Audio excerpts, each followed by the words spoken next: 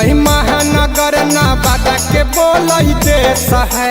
गया के बोलई महानगर नवादा के बोलई देश है। मस्टरवा गे मैया गोबर गणेश है। मस्टरवा गे मैया गोबर गणेश है।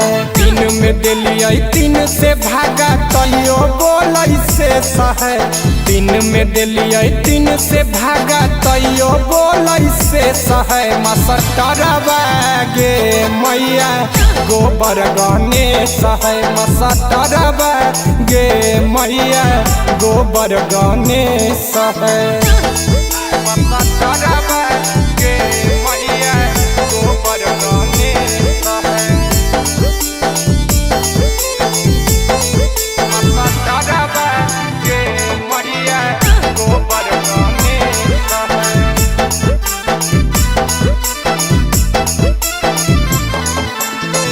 चर्चा करो है खाली मोदी और लालू के।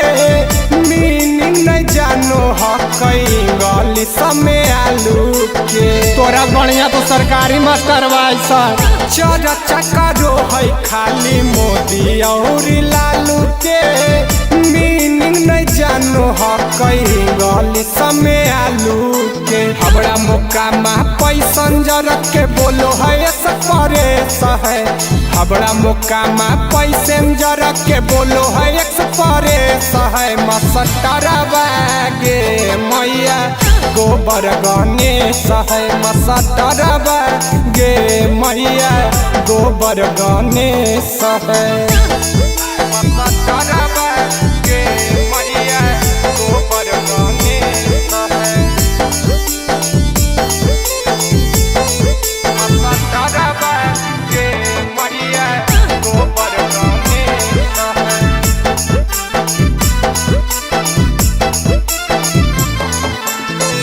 पढ़बो है कम खाली लेक्चर ज्यादा झारो है।